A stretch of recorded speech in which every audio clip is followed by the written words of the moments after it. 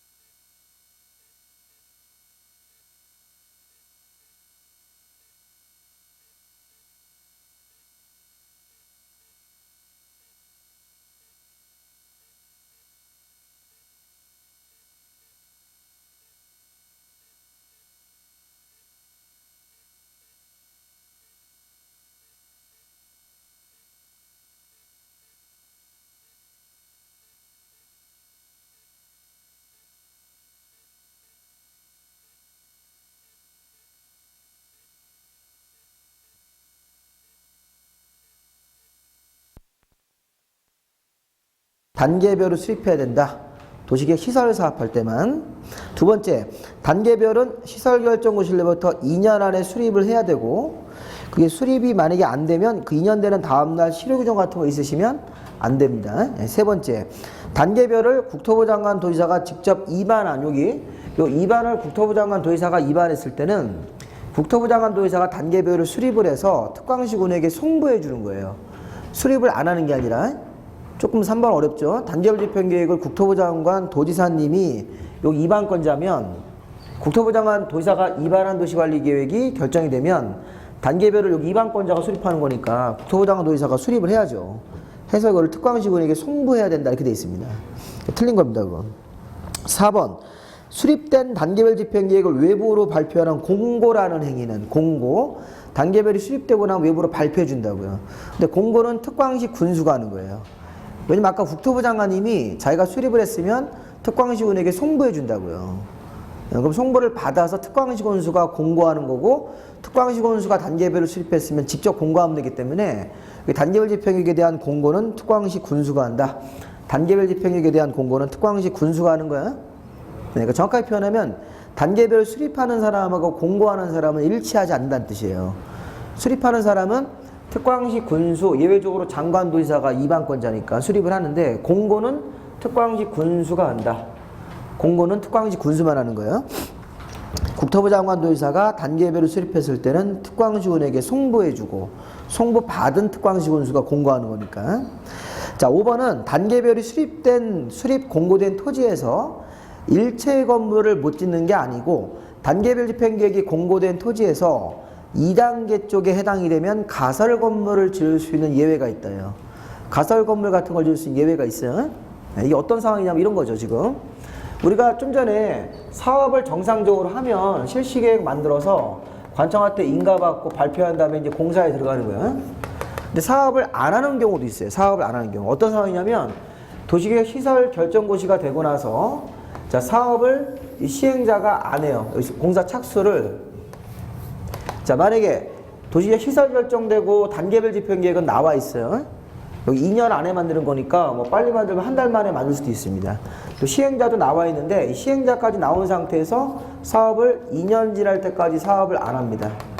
그럼 여기다 뭐 할 수 있어요? 가설 건물을 예외적으로 허가받아 할 수 있다 이렇게.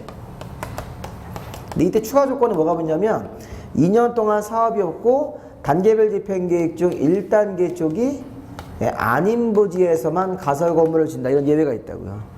2년 동안 사업이 없고 여기 지금 도시관리계획 결정되고 나서 공사 착수가 아직까지 2년까지 안 되고 있는데 2년 지날 때까지 사업이 없으면서 단계별 집행계획 중 1단계가 아닌 부지에서는 가설 건물을 지을 수 있다. 자, 그 다음에 여기 사업 10년 동안 사업이 없을 때는 어떻게 될까요? 지목이 돼인 사람이 매수 청구라는 거 할 수 있었죠? 이런 거. 또 20년 지날 때까지 사업이었을 때는 실효 규정인 거예요. 20년 되는 다음 달에 저 앞에 도시관리계획 결정 실효가 되는 거죠. 이렇게 실효까지 보시는 거죠. 자, 그래서 지금 보시면 거기 그 단계별 집행계획이 공고된 토지라고 하더라도 1단계가 아닌 2단계 쪽에서는 가설 건물을 지을 수 있다 이렇게 하셔야 돼요. 네, 그래서 그런 거 있기 때문에 가설 건물 같은 걸 지을 수 있는 예외가 단계별 집행계획이 수립된 토지에서. 자, 그 다음에 5번 문제로 가보시면, 자, 5번 문제에서 1번을 보시면요, 지방공사가 시행자 지정을 받을 때는, 자, 우리 지방공사가 시행자 지정을 받는다, 이게 무슨 얘기예요? 지방공사가 여기 비행정청 중에서 토지공사나 이런 지방공사 이런 사람들이 시행자 지정을 받죠. 네, 받을 때 토지공사나 지방공사가 시행자 지정을 받을 때는, 또 민간업자가 시행자 지정을 받을 때는, 여기 토지공사나 지방공사는 비행정청으로 시행자 지정을 받을 땐 동의는 필요하지 않는다.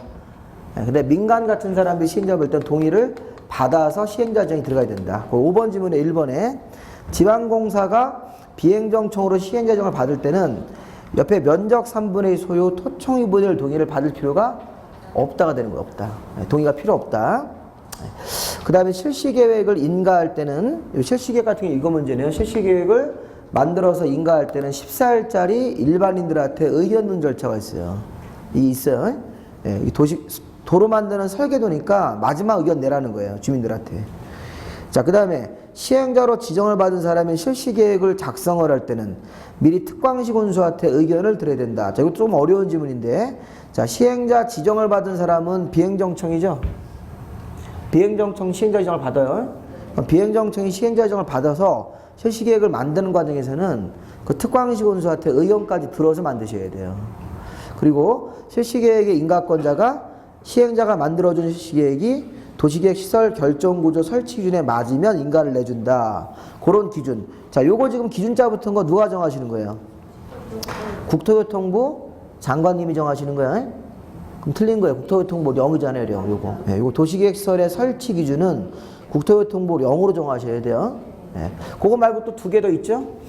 자, 우리 도시개발법에 가면 환지계획의 기준, 환지계획의 기준 같은 거, 또는 뭐 보류지의 책정 이런 게 있습니다. 보류지 같은 것들의 책정 기준, 이런 것들은 국토교통부 0으로 정하는 기준이다.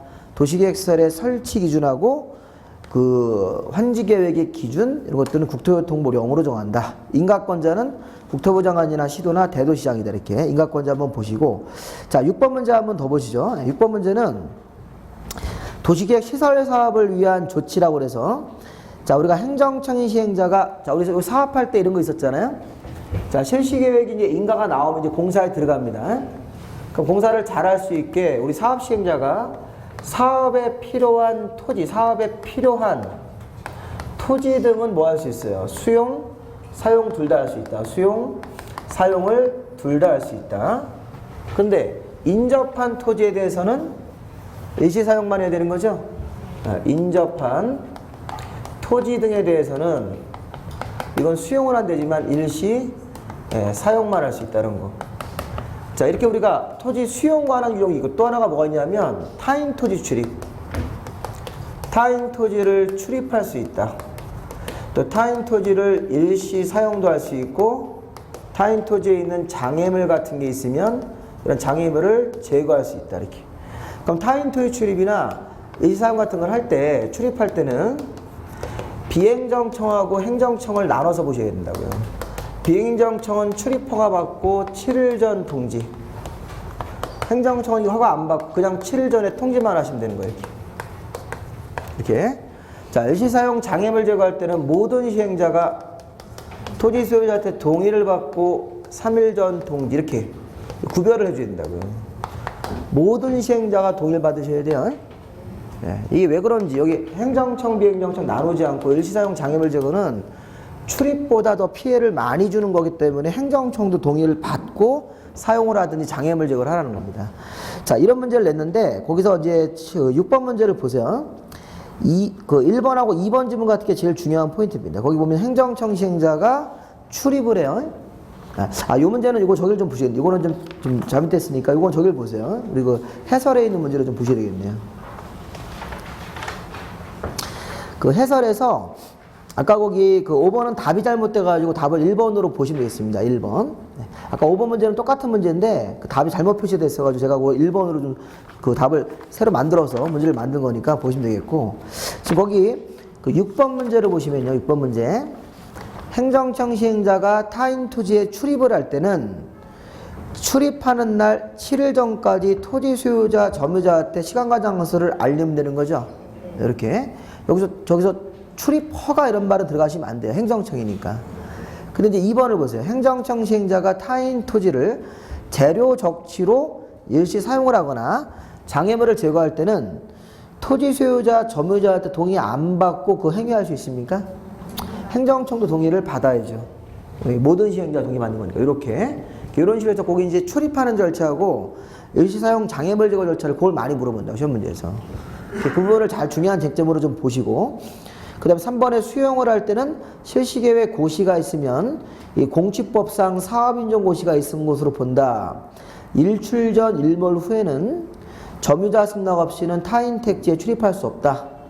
5번에 국공유지가 있으면 도시관리계획 목적 외로는 매각이 금지된다. 뭐 이렇게 해서 그런 부분들 보시면서 답은 2번으로 보시고 5번 문제는 1번으로 보시면 되겠습니다. 그렇게 해서 그 두 가지는 좀 수정을 해서 수정된 문제를 가지고 보시고, 자, 나머지 문제는 사업을 안 할 때니까 각자 한번 좀 읽어보세요. 그 뒤에 7번, 8번, 9번은 각자 읽어보시면 그 해설 보시고 다 할 수 있게끔 돼 있으니까 좀 보시고, 자, 뒤에 이제 우리가 지구단위 계획 쪽으로 넘어가시죠. 지구단위 계획.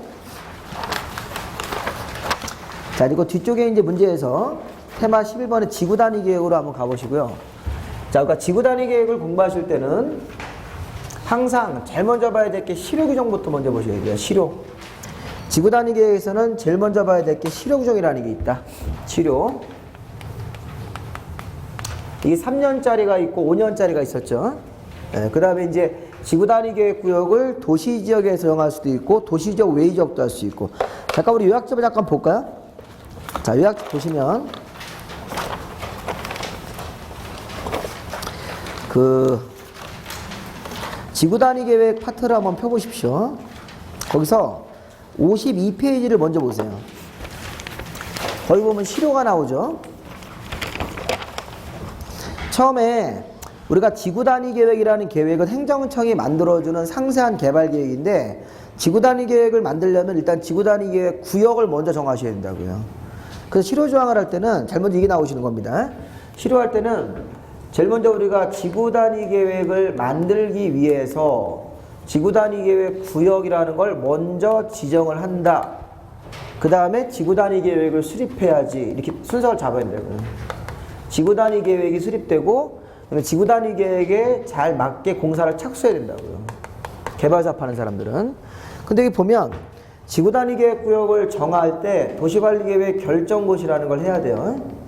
이 5번 도시관리계획을 결정고시한 날로부터 몇 년을 주는 거예요? 3년 안에. 3년 안에 지구단위 계획을 수립하는 도시관리계획 결정고시라는 걸 해야 된다고, 이렇게. 지구단위 계획 구역을 정하는 결정고시로부터 3년 안에 지구단위 계획 수립하는 결정고시가 안 되면, 제가 편의상 요거를 제가 A번 결정이라고, 요거 제가 B번 결정이라고 할 거예요. 그러면 요 A번 결정되고 나서 3년 안에 지구단위 계획 수립하는 결정 B번 안 하면 3년 되는 날 다음 날이 돼서 어떻게 되는 거예요? A번 결정은 실효가 되는 거예요. 그런데 여기 B번 결정인 지구단위 계획이 결정되고 나서 또 공사 착수하는 거 몇 년 줬습니까?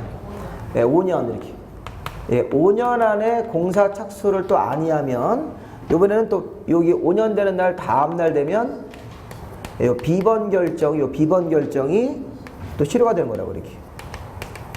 실효 지형이 두 번 있다고요.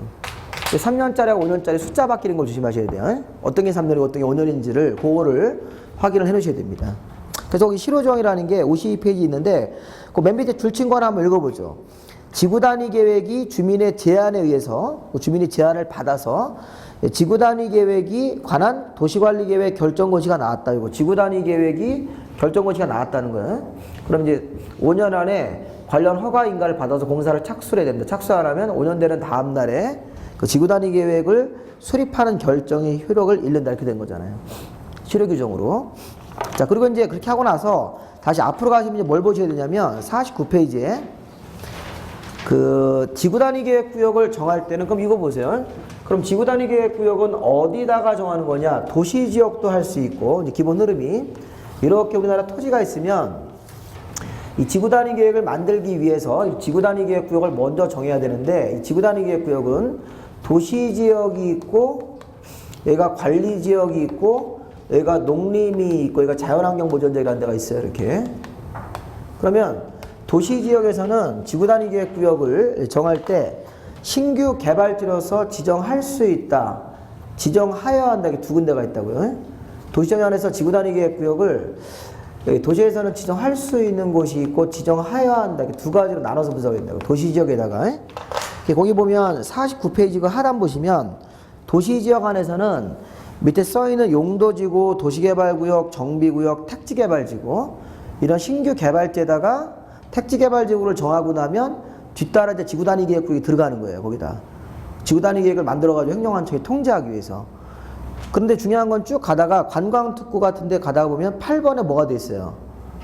개발제한, 예, 도시자연, 시가와나 공원이 해제가 되는 구역이라고 돼 있죠.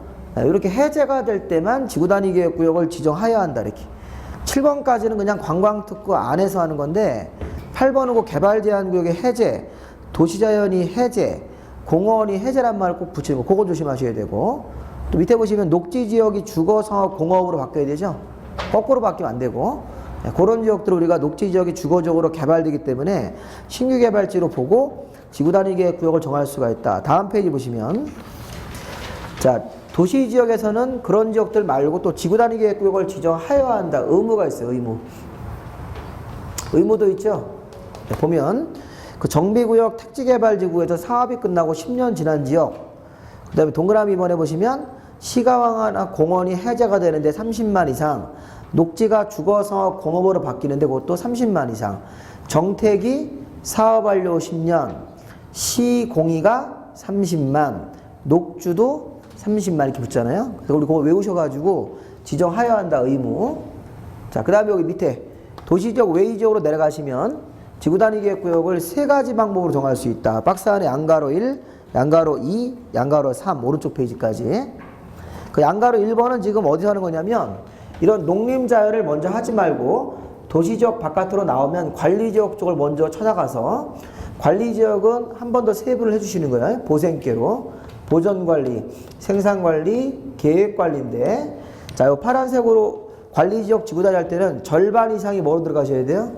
계획관리지역 들어가야 된다. 이렇게 거기 100분의 50 이상이 계획관리지역으로 포함시키고 나머지 동그라미 1, 2, 3, 4번 요건이 모두 맞으셔야 돼요. 다음 요건에 모두 맞아야 됩니다. 계속 합니다. 절반 이상 계획관리지역이고 다음의 요건 중에 나머지 용도지역은 보전관리나 생산관리지역으로 들어갈 것. 이렇게 농림지역 집어넣지 말고. 그 다음에 면적 요건이 아파트를 지을 때는 얼마 이상이다? 30만 이상이 원칙이다. 여기 지구단위 계획구역 씌워서 아파트를 지을 거면 연립 지을 때는 30만 이상인데 아파트 연립 건설기획이 포함되더라도 다음 어느 하나의 조건이 맞으면 10만 이상이다. 아파트를 짓더라도 자연보전권역 또는 아파트를 짓는데 초등학교 용주학부입니까? 네, 그런 거 하나가 붙으면 계획관리지역 지구단위 씌울 때도 10만 이상으로 면적이 준다. 나머지 이제 동그라미 3번 그 지역에 기반시설을 잘 공급할 수 있어야 되고 자연환경 같은 걸 해치지 않아야 된다. 이 네 가지 조건이 모두 맞을 때 지구단위 계획구역이 여기 관리지역에서 들어갈 수 있어요. 그러면 이렇게 정하는 방법 말고 뭐도 있습니까? 이것도 있는데요. 농림지역 여기 계획관리지역에다 하지 말고 농림지역 여기다 지구단위 계획구역 씌우는 방법 이렇게 빨간색으로 자연환경보전지역도 할 수 있고 이렇게 지구단위를 그 다음에 생산관리지역 자체 이렇게 계획관리지역을 반 이상 집어넣지 말고 생산관리지역 자체적으로 지구단위 씌울 수 있는 방법도 있다는 거예요. 이렇게. 근데 이렇게 지구단위 계획구역을 씌울 때는 어떻게 하셔야 돼요? 자, 여기가 비도시 지역에 여기 지금 자연농림 관련된 비도시에다가 뭘 하셔야 돼요? 개발지능지구, 요 아까 좀 전에 우리 배웠던 개발지능지구. 우리 용도지구 중에 개발지능지구를 지정한 후, 그 다음에 뭐 하셔야 돼요? 지구단위 계획구역을 정할 수 있다. 이렇게 할 수 있는 거죠? 이런 형태로. 비도시 지역에다가 개발진흥지구를 정한 다음에 지구 단위를 정하는 방법이다. 이런 형태 때는 이런 형태로. 그럼 요 개발진흥지구가 앞에 위치 요건이 맞아야 되는 거죠? 위치 요건. 위치 요건 맞추는 거 연습을 하셔야 된다고요. 그래서 요 개발진흥지구를 비도시역에서 할 때는 여기 아까 우리 주산 관복특이니까 주산 관복특이라고 나눈 다음에 관복특해서 특복주는 앞에 어디 있어야 돼요? 계획관리적이 있어야 된다. 산업유통, 이 산업유통 같은 경우는 앞에 어디 있어야 돼요? 앞에 농생계, 농림지역, 생산관리, 계획관리적 이런 데 있으면 된다 이렇게. 그럼 지구단위로 갈 수 있다. 그 다음에 관광 휴양개발진흥지구는 앞에 위치가 비도시적이면 다 된다. 그런 위치를 맞추고 나머지 안 거나 3번은 참고로 보시고. 그럼 이렇게 지구단위계획구역을 정하고 나면 그 다음에 지구단위계획의 내용. 좀 전에 지구단위계획구역을 정했냐? 그럼 3년 안에 지구단위계획 만들어야 된다. 그럼 지구단위계획에는 여러 가지 그 개발 내용들이 들어가요. 개발. 근데 보면 지구단위계획의 내용에는 3번과 5번이 꼭 들어가야 되는 거죠. 네, 기반시설의 배치, 그다음에 건축물의 용도 제한, 건폐 용적률, 건축물의 거기 최고 높이 이런 것들. 그래서 기반시설의 배치와 규모, 건축물의 용도 제한이라는 게 아까 우리 배웠던 건축 제한하고 같은 말이에요. 어떤 종류의 건물만 져라 이렇게. 건축 제한, 건축물의 용도 제한, 건폐율 용적률, 건물의 높이 최고 한도. 그럼 나머지 그 건물의 배치나 형태, 뭐 환경이나 경관계획은 지구단위계획에 포함될 수 있는 것들. 그 다음에 다음 페이지 보시면 지구단위계획으로 완화하는 규정이 10가지가 있었죠. 특히 이제 건축법에 나오는 규정 5가지 그거를 잘 보셔가지고 문제를 푸는 겁니다. 자, 문제를 한번 보시죠. 자, 지구단위 쪽 문제를 보십시오. 네, 우선 그 지구단위 문제를 보시면 그대로 거기 한번 적용해 보시면 그 뭐 1번 문제가 그 틀린 걸 찾는 건데 뭐 지구단위계획에 맞지 않게 건물을 짓고라면 이게 이제 처벌 조항이 2년 2천만 원이 맞죠? 지구단위계획에 수립이 되어 있는데 지구단위계획에 맞지 않게 건물을 짓고 용도 변경하면 자 거기 장관님이나 시도나 시장군수가 지구단위계획 구역 지정 또는 지구단위계획 수립을 도시관리계획 결정해서 그런 업무를 수행하는 거죠. 이게 5번 도시관리계획 결정이니까. 자, 녹지가 주거적으로 변경되는 지역은 지구단위계획 구역을 정할 수 있습니까? 녹지가 주거적으로 바뀌면 지정할 수 있는 거 맞죠? 네, 3번, 4번. 농림지역에서는 지구단위계획 구역을 정해서 지구단위계획을 수립할 수 없다. 이렇게 하면 안 되죠. 농림지역이면 지구단위계획구역 정할 수 있는 방법이 있었잖아요. 요거 여기 지금 개발진흥지구를 이용하면 앞에 농림지역도 위치요건이 맞으면 지구단위 들어갈 수 있으니까 4번은 틀린 거잖아요. 자, 5번은 그 5년짜리 실효규정이고. 네. 다음 문제 보시면 그 지구단위계획 구역인데 여기 지금 도시지역 쪽을 문제를 낸 거네요. 도시지역 쪽. 3번이 도시지역 외의지역이고. 자, 도시지역에서는 유효토지를 효율적으로 개발하는 지역도 지구단위계획구역을 정할 수 있는 신규개발지로 봅니다. 개발제한구역이 해제가 되면 지정할 수 있다. 맞고 정비구역이 사업완료 10년 지나면 정택이 10년이니까 지정하여야 한다가 맞는 거죠. 네. 4번도 자연공원이면 공원이에요. 공원. 시공의가 해제가 되는데 30만 이상이면 지정하여야 한다. 자, 5번에 뭐가 하자가 있습니까? 녹주죠. 녹주. 녹지가 주거지역, 녹지가 상업으로 변경될 때 30만 이상이면 지정하여야 한다죠. 네, 그거 앞뒤가 바뀌었잖아요. 이런 거는 5번이 답이 돼야 되겠네요. 3번 문제도 도시지역 외의지역에서 지구단위를 정할 수 있는 요건, 지구단위계획구역을 정하려고 하는 면적의 100분의 50 이상이 계획관리지역이 된다. 그렇죠? 네, 계획관리지역 위에 나머지 용도지역은 생산관리지역이나 보존관리지역이 된다. 그 다음에 지정하고자 할 때 거기 아파트나 연립주택 건설계획이 포함된 경우에는 30만 이상으로 가는 게 원칙이다. 4번에 동그라미 3번의 경우에는 거기 지구단위계획구역을 정하는 지역이 자연보존권역일 때는 10만 이상 그런 식으로 해서 문제를 살짝 보시면 됩니다. 그래서 일단 그 해설을 보시고 문제를 보고 해서 또 그거를 좀 어떤 상황인지를 파악하시면 되겠습니다. 자, 그 다음에 4번 문제도 그 위치요건 맞추시는 거죠? 네, 그 특복주니까 특복주 계획관리지역. 자, 산업유통개발진흥지구는 농생계가 들어가면 되는 거죠. 자, 주의할 점은 그 복합개발진흥지구가 주거기능이 포함되어 있는 복합이면 그 가번항목으로 하는 거고, 주거기능이 포함되어 있지 아니한 복합이면 나번항목으로 가게 돼 있죠. 예, 그것도 한번 잘 보셔야 됩니다. 그 다음에 관광 휴양개발진흥지구는 도시지역 외의 지역에 위치해야 되는 거죠. 도시지역 외의 지역. 예, 그러니까 도시지역이 들어가면 되겠죠, 가로 안에. 예. 그 다음에 이제 5번, 6번 문제도 그 문제의 형태를 잘 보자. 지구단위 계획을 만들 때 의무적으로 들어가야 되는 것은 기반시설의 배치, 건축물의 용도 제한, 건폐율 용적률 높이. 그럼 높이죠. 네, 5번 이렇게. 그다음에 지구단위 계획으로 완화하는 규정이 아닌 것은 일단 2번 문제. 대지의 분할 제한 같은 거. 이런 것들이 지구단위 계획으로 완화하시면 안 돼요. 대지안의 조경, 대지안의 공개 공지, 대지와 도로와의 관계 이런 걸 완화하는 거지. 그 분할 제한 같은 걸 완화하는 것이 아니다. 이렇게 해서 지구단위 계획에서 중요한 주제를 한번 잘 보시라고요. 이렇게. 그 지구단위 계획은 이거 말고 어려운 문제가 나올 수도 있어요. 그 지구단위 계획 기본서 보시면 이 완화할 때 계산 문제로 완화하는 게 있다고요. 뭐 주차장 제공하면 어떻게 완화되냐. 지난번에 문제 한번 푸는 거 있었지 않습니까? 그런 형태. 자, 그 다음에 이제 개발행위 허가제. 자, 우리 개발행위 허가제는 이제 도시관리계획이 다 끝나고 나면 이제 개발행위 허가제라는 거를 진행을 해서 우리가 이제 건물 짓고 물건 쌓고 토토토 이거 하는 거죠. 네, 우리 개발행위 허가제는 국토계획법에서 도시관리계획이 마무리가 되면 토지 소유자들이 자기 토지 위에서 개발행위 이런 허가 같은 걸 받아야 된다고요. 근데 개발행위 허가제는 자 먼저 건물을 건축하거나 공작물을 설치할 때 이렇게 건물의 건축, 공작물의 설치. 그다음에 이게 이제 녹지지역, 관리지역, 자연환경 보전지역 안에서 물건을 1개월 이상 적재하는 거 이렇게. 그다음에 토지의 형질 변경, 토지 형질 변경 같은 거하고 무슨 뭐 토석의 채취, 토지의 분할 이런 게 들어가지 않습니까?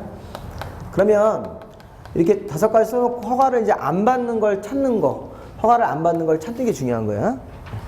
자, 거기 보면 1번 문제 보세요. 그 개발행위 허가제에서 국토법상 개발행위 허가를 받아야 되는 행위가 아닌 것은 자, 인공을 가하여 제작한 시설물 그게 뭐예요? 그게 공작물이에요. 비닐하우스 같은 공작물 그렇게 얘기하는 거예요. 인공을 가하여 제작한 시설물 이렇게. 허가받는 원칙 규정이죠. 네, 그 다음에 관리지역에다가 건축물 울타리 안쪽이 아닌 토지에 물건을 쌓아두는 거 1개월 이상. 여기 관리지역, 녹지, 관리, 자연환경, 녹관자에서는 물건을 1개월 쌓아둘 허가 받는 거죠. 네, 맞아요. 관리지역 허가 받는 지역이 맞다고요. 자, 이게 농림지역이면 허가 안 받는 거예요. 네, 농림지역에서는 허가를 안 받는 거죠. 이렇게. 이런 형태로. 자, 그 다음에 절토, 성토, 정지, 포장, 공유수면, 매립. 이건 뭘까요? 형질 변경. 그 5가지 공사 우리가 형질 변경이라고 부르는 거야. 형질 변경은 절토, 성토, 정지, 포장, 매립 이렇게 얘기한다고요. 근데 형질 변경도 경작하는 사람 허가 안 받죠? 안 받는 거죠. 경작하는 사람 이렇게 해야 되겠죠. 그리고 주의할 점은 형질 변경할 때는 숫자를 하나 외우셔야 돼요. 135, 335 이렇게. 135, 335라는 게 있었죠. 단위가 이게 만만 천이에요. 만만 천, 만만 천, 미만일 때 이렇게. 그러니까 형질 변경을 넣을 때는 요 면적 미만이면 허가받을 수 있다. 자, 일단 135, 335, 만만 천, 만만 천인데 자, 용도지역 이름이 여기 보세요. 자연환경이 5천이죠. 네, 농림지역이 관리지역 3만 미만 이렇게. 그 다음에 나머지는 이제 주거지역, 상업지역, 공업지역, 녹지인데 녹지는 보존 녹지를 5천만 잡아놓고 자연 녹지나 생산 녹지는 1만 미만이라고 하셔야 돼요. 허가를 받아야 되는 규모가. 그래서 보면 그런 식으로 해서 우리가 135, 335라는 숫자까지 같이 외우시면서 형질 변경. 자, 네 번째는 토석 채취. 근데 5번은 뭐예요? 농림지역 안에서 농업용, 어업용 이런 비닐하우스는 허가를 안 받는 행위죠. 이렇게 허가를 안 받는 행위 하나 골라냈잖아요. 이렇게. 허가 받는 원칙에다가. 그리고 또 이런 것도 있어요. 여기 보면 5가지 개발 얘기를 하면서 도시계획 사업하는 사람이 있으면 이렇게.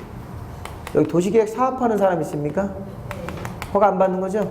네, 지금 그 농림지역에서 물건 쌓아두는 거, 경작을 위한 형질 변경, 여기 분할 같은 거 할 때도 이 분할 제한 면적 미만이 허가받는 거니까 분할 제한 면적 이상이면 허가 안 받죠?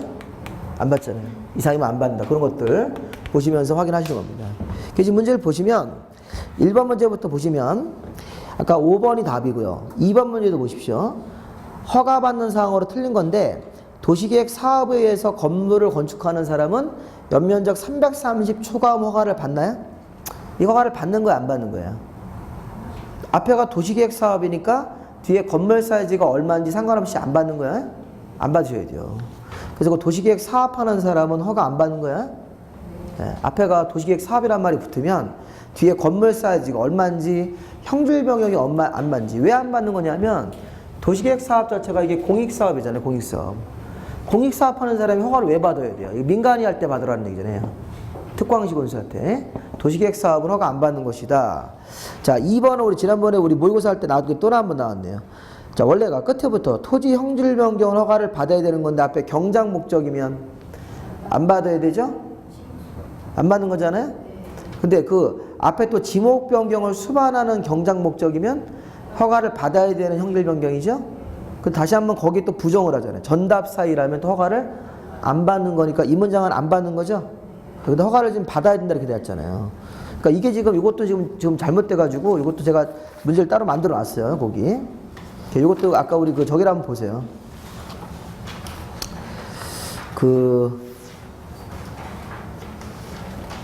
이 문제가 따로 안 나와 있네. 개발행위 허가할 때. 이거는 그냥 그저 수정을 좀 할까요? 그거를? 다른 문제 제가 그 수정을 안 해서 거기 그 허가를 받아야 된다. 허가를 안 받는 거죠? 네, 그 2번 문제를 수정을 좀 하세요. 허가를 받아야 된다. 이렇게.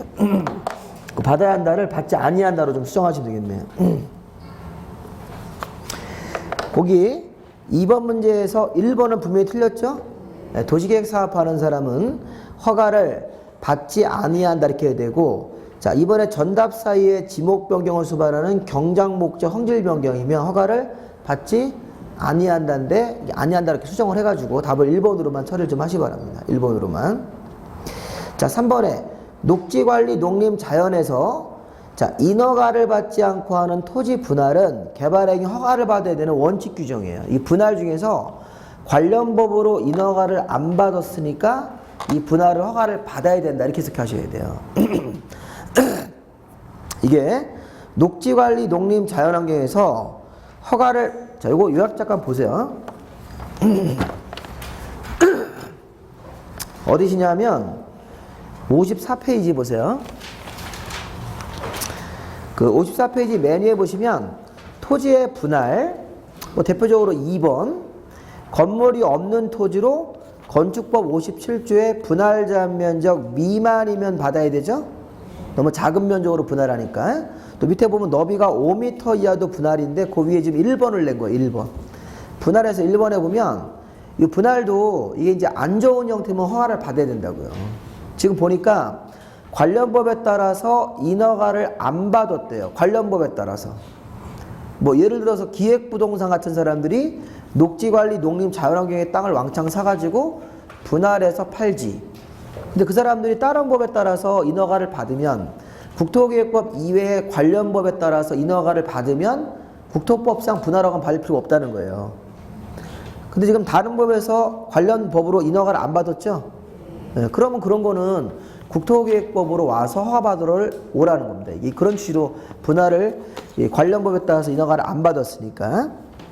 네, 그러면 이제 아까 우리 3번 지문도 허가를 받아야 되는 거고 4번 지문도 건축법상 허가나 신고, 또 건축법상 가설건축물 허가나 축조신고 대상이 아니다. 건축법에 나오는 허가나 신고도 안 받고 가설건축물 허가나 신고 대상이 아니면 이건 국가가 가지는 공용건축물입니다.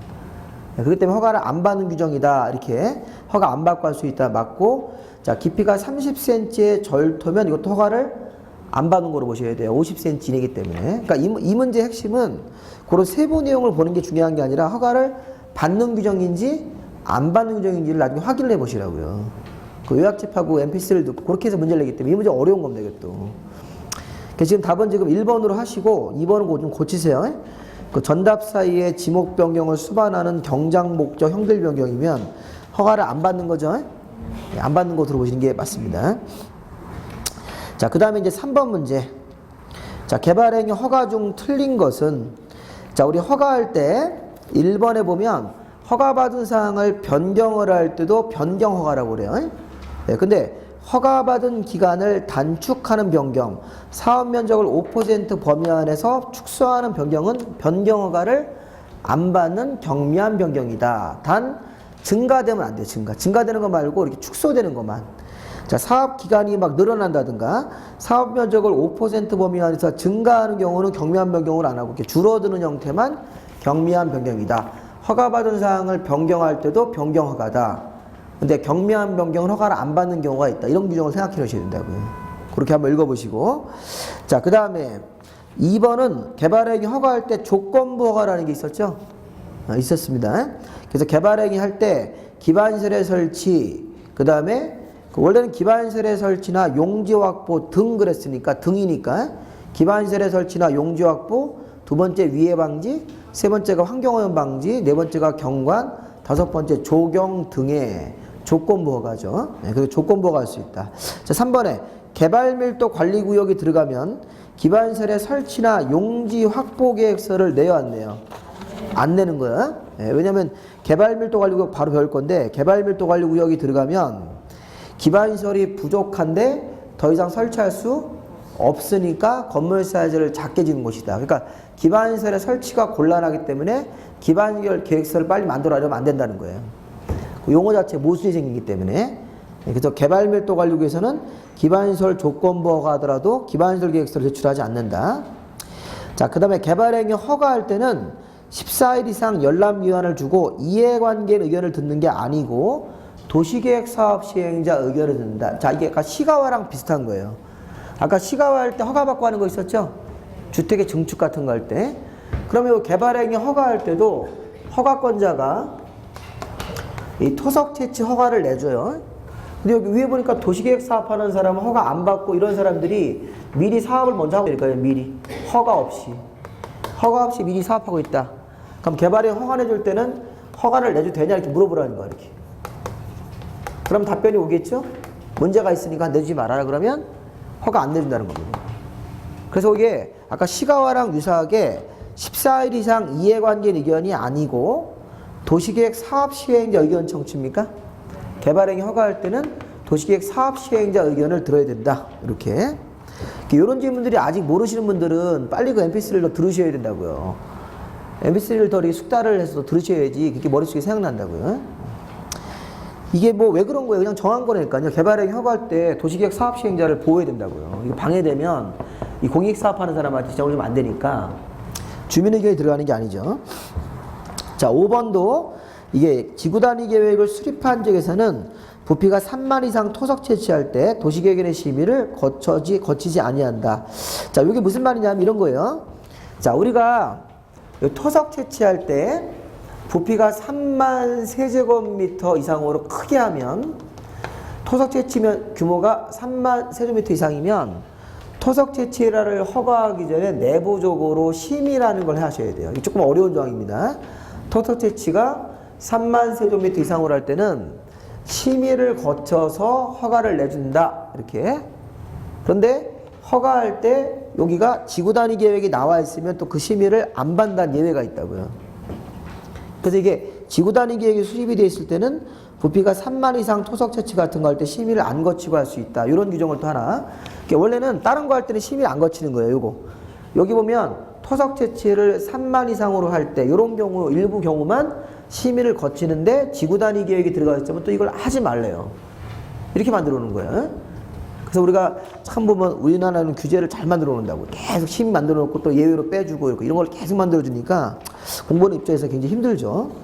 자, 몇 가지만 좀 보시고. 자, 다음 문제 보십시오.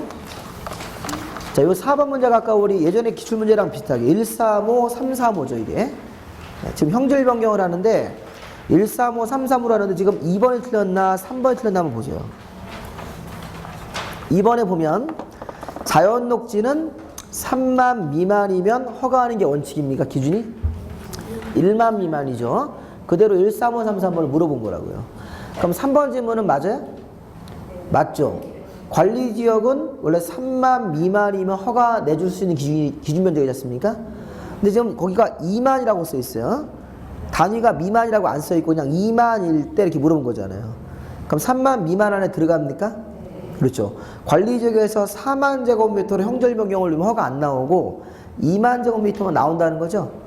그러니까 기준 숫자가 얼마 미만을 물어본 게 아니라 기준 밑에 들어가 있는 숫자를 이렇게 물어본 거잖아요. 그러니까 그거를 3만이 아니라고 틀렸다고 하시면 안 된다는 거야. 항상 강조한 거지만 그거를. 자, 그 다음에 4번도 한번 보세요. 형질 변경 135, 335를 할 때 이게 걸치면 어떻게 돼요? 걸치면. 자, 걸치는 거 이 무슨 얘기입니까? 자, 형질 변경 들어가는 면적이 있는데, 자, 여기가 뭐 자연 녹지 지역이다 4천, 여기는 계획 관리 지역이다 2만 5천 이렇게 걸쳐서 형질 변경 들어가면 걸치는 부분 여기 자연 녹지는 자연 녹지 그대로 적용해서 허가 내주고, 여기가 계획 관리 지역이면 관리 지역이니까 3만 미만이면 각각의 기준을 적용해서 허가를 내주죠. 허가 받을 수 있는 거예요. 근데 여기 만약에 8,000으로 바뀌면 허가 안 나가요. 아니, 좀 전에 거기 4번에서 형질 변경 들어갈 때 각각의 규모가 그 형질 변경이 2개 이상 용도 지역에 걸쳤을 때는 각각의 용도 지역에 위치하는 부분은 각각의 규모를 적용해라 이렇게 돼 있잖아요. 그럼 아까 자연 녹지가 8,000이면 8,000제곱미터를 요거 갖다가 기준 면적 갖다 대보면 1만 미만이잖아요 지금. 그러니까 8,000이 허가 나오고 여기도 지금 계획관리지역 25,000이면 원래 나와야 된다고요. 근데 문제는 뭐냐면 여기 단서가 뭐 붙어야 돼요. 단 이 두 개를 합친 총면적이 둘 중에 큰 쪽 기준, 관리지역 기준을 초과해서 안 되는 거죠. 네, 그런 거 있었잖아요. 우리 지난번에 거기 모의고사 할 때 나왔었지 않습니까? 거기 4번에다가 단서를 써야 돼요. 원래 각각의 규모를 적용한다는데 단 총면적이 형질 변경 총면적이 가장 큰 쪽 기준을 초과해서는 안 된다. 이렇게 총면적이 가장 큰 쪽 기준을 초과해서는 안 된다. 그럼 아까 4,000, 25,000이면 허가 받을 수 있나요? 4,000이면 총면적이 29,000이죠. 여기 3만을 넘어가지 않았다고요. 그렇게 딱 하고 나서 여기 4,000은 1만보다 미만이니까 받을 수 있고 25,000도 3만보다 미만이니까 받는다. 이렇게 판단하시라는 겁니다. 이게 8,000이 돼버리면 총면적이 지금 33,000이잖아요. 그러면 일단 각각 기준을 적용할 수도 없고 무조건 총면적이 가장 큰 쪽 기준을 넘어갔기 때문에 안 된다는 거예요. 형질 변경이 안 돼준다는 겁니다. 형질 변경이 135, 335 그 하나만 더 보시면 형질 변경을 이렇게 낼 수 있어요. 제가 관리지역에서 잘 보세요. 관리지역에서 1만 제곱미터로 형질 변경을 할 때는 소규모이기 때문에 허가 없이 할 수 있다. 이건 맞아요, 틀려요? 관리지역에서 1만 제곱미터 형질 변경일 때 허가 없이 하는 건가요? 틀린 거예요. 아까 제가 10,000제곱미터 미만이면 허가를 받을 수 있는 면적이에요. 허가 신청을 내야지 허가 안 받는다고 하시면 안 되잖아요. 그렇게 바꿀 수도 있어요, 시험 문제에서. 그러니까 지금 그거를 잘 생각하셔야 돼요. 이게 관리지역이 무슨 뭐 농림지역이 뭐 2만, 1만 내가지고 이제 뒤를 싹 바꾼다고요. 허가를 받을 수 있는 면적이냐, 아니면 허가를 뭐 안 받고 하는 거냐, 이렇게 바꿀 수도 있다고요. 이거 되게 헷갈립니다. 이게. 그 13533 이거 되게 주의 있게 보셔야 됩니다. 이게 무슨 말인지를 이해를 좀 잘 해놓으셔야 된다고요. 자, 그 다음에 이제 5번 문제는 10분만 더 하시면 되겠네요. 개발행위 허가의 제한. 자, 우리 개발행위 허가 제한은 개발행 허가 신청을 냈는데 허가를 당분간 안 내주겠다. 제한 조치가 떨어진 거예요. 최대 이제 5년짜리, 최대 3년짜리가 있잖아요. 네, 우리 개발행위 허가는 허가 제한은 개발행위 허가를 제한하는 사유가 몇 개 있습니까? 5가지. 1, 2번은 주로 이게 환경보전이고 3, 4, 5번 같은 경우는 관청의 내부 업무고 3번은 행정관청이 도시기본계획이나 도시관리계획을 현재 수립하고 있는 중이다 이런데 이렇게. 그 다음에 여기 4번은 우리 좀 전에 배웠던 지구단위계획 구역이 지정되어 있는 지역이다. 5번은 기반시설 부담구역, 기반시설 부담구역 같은 게 지정되어 있다. 그럼 이제 이게 지구단위 계획 구역 같은 게 들어가면 지구단위 계획을 3년 안에 결정하고 지구 단위 계획에 따라서 기반시설 공사부터 먼저 해야 된다고요. 그럼 그런 거 할 때까지 기다리라는 거예요. 기반시설 공사하고 여기 기반시설 부담구역도 1년 안에 기반시설의 설치 계획을 만들어서 기반시설 공사를 앞으로 할 거라는 거예요. 그러니까 기반시설 공사를 할 거기 때문에 처음에 3년 정도 제한하고 연장도 할 수 있다고요. 근데 여기 보면 뭐 일본의 수목 같은 거, 조수류 이런 거 나오든지 주변의 환경, 경관 이런 걸 보존할 때는 요 연장이 안 되죠? 최대 3년까지만 연장이 되는 거죠? 뭐 이런 것들을 주죠. 자, 그럼 이제 그 5번 문제에서 개발 행위로 인해서 주변의 환경 경관이 나왔어요. 그러면 최장 몇 년까지입니까? 3년까지. 자, 그 다음에 그 2번에 제한권자는 그런 분들이 제한하시면 되고, 3번 개발 밀도 관리구역 정해지면 허가 제한을 3년 정도 하고 한 차례 2년 연장할 수 있습니까? 이렇게 하면 안 되죠. 이거 개발 밀도 관리구역이 아니라 기반시설 부담구역이에요. 기반시설 부담구역 이것도 아까처럼 또 헷갈리시면 안 된다고요. 내년에 또 만나면 안 되잖아요. 서로 어색하니까. 그런 거 정점 바짝 차려고 보셔야 돼요. 개발 밀도 관리구역이 아니라 기반시설 부담구역이 들어갔을 때 1년 안에 기반시설 설치 계획을 만들고 기반시설 공사를 해야 되니까 일단 기본적으로 3년 제한하고 2년 더 연장할 수 있는 거예요. 그리고 이제 그 4번도 보셔야 돼요. 허가를 최초로 제한할 때는 심의를 거쳐 제한 조치하고 이게 연장을 할 때는 심의를 안 거치고 연장할 수 있나요? 네, 그렇게 처음에는 심의를 거쳐 제한하고 제한을 연장할 때는 심의 없이 제한할 수 있다. 그 다음에 이제 국토부 장관 시도지사가 제한을 할 때는 그 심의하기 전에 제일 하급자 시장문수 의견까지 들어야 한다. 그 정도 한번 읽어보시고. 자, 그 다음에 뒤쪽에 가보시면 이제 개발밀도관리구역, 기반시설 부담구역 그 문제 좀 보시고 뒤에 비용 문제까지만 좀 보시는 걸로 하겠습니다. 자, 우리가 개발밀도관리구역, 기반시설 부담구역은 아까 개발행위 허가할 때 나왔었는데 가장 기본적인 구별을 이걸 하셔야 돼요. 자, 우리가 지금 개발밀도관리구역은 이거 신규 개발지입니까? 기존 개발지에서 합니까? 기존 이미 개발이 끝난대. 왜냐하면 이게 개발밀도는 우리 법에서 주거지역, 상업지역, 공업지역 이런 데라고요. 서울에 무슨 동대문시장 같은 데 이런데 이런 기존 개발지에서 추가로 개발행위하면 추가로 개발행위를 또 하면 건물을 지면 기반시설이 어때요? 부족할 것으로 예상된다. 더 이상 기반시설의 설치가 곤란할 때는 거잖아요. 이렇게 기반시설 설치가 곤란한 적을 대상으로 이런 개발 밀도를 하겠다는 거예요. 기반시설을 더 이상 넓힐 수가 없으니까 건물 사이즈를 작게 해주라. 그래서 이게 효과가 뭐냐면 건폐율이나 또는 용적률을 대통령령으로 비율을 정하여 뭐하게 되어 있습니까? 강화하는 거죠. 강화. 완화하는 게 아니죠. 그래서 이런 거 할 때는 주민 의견 안 듣고 도시계획에 심의한 다음에 막바로 고시로 가면 되는 거죠. 이렇게 하는 거. 자, 반면에 우리가 기반시설 부담구역은 자, 기반시설 부담구역이라는 걸 할 때는 자, 이거는 기존 개발지가 아닌 신규 개발지에서 하는 거죠. 신규로 이렇게 아파트 사업 같은 거 막 할 때. 자, 이거는 개발밀도형 중복되지 않게 개발밀도 외의 지역으로 나가서 자, 신규로 개발 사업할 때 도로나 공원, 학교와 같은 기반시설이 설치가 필요할 때 한다는 필요할 때. 이거는 도로나 공원, 학교 같은 기반 설치가 필요한 지역에서 신규로 아파트 할 때는 기반시설이 먼저 필요하니까 기반시설을 의무적으로 설치하기 위해서 정하는 적이다. 아까 기반시설 부담구역은 허가를 제한할 수 있습니까? 5년까지.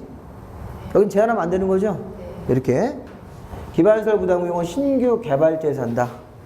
자, 도로나 공원이나 학교 같은 걸 만들기. 여기서 학교 할 때 대학교 들어가 안 들어가요? 여기서는 안 들어가는 거야. 여기서 말하는 학교는 초중고등학교 말하는 거라고요. 아까 지방에 의견 청취할 때는 대학교가 들어가는 거 있었죠? 네, 그런 것들. 그럼 이걸 정하면 효과가 뭐냐면 1년 안에 기반시설을 설치하는 계획을 만들어야 된다. 기반시설 설치 계획이라는 걸 만들어서 도시관리계획에다가 반영을 해가지고 기반시설 공사를 해라. 자, 이런 거 할 때는 주민 의견 듣습니까? 네, 듣고 도시계획의 심의 다음에 보시잖아요. 이런 거 차 있죠. 자, 문제 한번 보시죠. 자, 그 개발밀도 문제를 싹 보면 지금 개발밀도 관리구역을 자, 개발밀도 관리구역 설명이다. 틀린 것은. 자, 개발밀도 지정 기반시설 부담 조건자는 둘 다 특광식 운수로 동일합니다. 자, 두 번째, 개발밀도는 주거, 성업, 공업 쪽에서 법정된 요건에 해당하면 정할 수 있습니까? 이 법정된 요건이 기반시설이 부족할 것으로 예상하는데 설치가 곤란할 때. 기반시설이 부족할 것으로 예상하는데 설치가 곤란한 적을 대상으로 한다. 자, 3번. 개발밀도 관리구역의 명칭이나 범위. 자, 개발밀도에서의 강화 범위를 변경을 할 때도 심의를 거쳐야 된다. 변경할 때도. 개발밀도를 처음에 지정하고 나서 변경할 때도 심의라는 걸 해야 된다는 거예요. 네 번째, 개발밀도 안에서는 기반시설에 변화가 생기면 주기적으로 검토한다. 맞고. 자, 개발밀도 안에서는 용적률을 최대 50%까지 강화를 해야 되는 거죠. 예. 완화하시면 안 되잖아, 지금. 이렇게 간단하게 기본 개념을 묻는 거고. 자, 2번 문제는 개발밀도를 지정을 할 때 아까 기반시설이 부족할 것으로 예상되는 적이 있습니까? 구체적으로 향후 2년 안에 학생 수가 학교 수용 능력을 20% 이상 초과, 향후 2년 안에 하수 발생량이 하수 시설 용량을 초과할 거 예상됐을 때 이렇게. 그럼 지금 거기서 5번은 뭐예요? 용도 지역이 변경되어서 행위 제한이 완화. 자, 용도 지역이 변경돼 가지고 행위 제한이 풀리는 지역은 기반시설 부담 구역을 의무적으로 정하는 지역이에요. 개발밀도를 정할 수 있는 지역이 아니라 기반시설 부담 구역을 의무적으로 정하는 지역이에요. 의무적으로. 신규 개발 사업하는데 행위 제한이 완화가 되면 기반시설 부담 구역을 반드시 해야 되는 지역으로 보셔야 돼요. 그래서 지금 섞은 거예요, 지금. 개발밀도 쪽 기반시설이 부족한 지역에다가 기반시설 부담 구역을 의무적으로 정하는 규제가 풀리는 지역을 섞어버렸잖아요. 그런 부분들을 잘 보시라는 겁니다. 자, 그 다음에 3번. 기반시설 부담구역에 대한 설명이다. 좀 틀린 건데, 기반시설 부담구역은 개발밀도 외의 지역으로 나가서 도로나 공원, 녹지, 그다 학교 하나 쓰시고 학교. 기반시설 부담구역은 도로나 공원, 녹지, 학교를 설치하기 위해서 개발밀도 외의 지역 나가서 신규 개발 사업을 하면 그런 필요한 기반시설 같은 것들을 설치하게 정한다.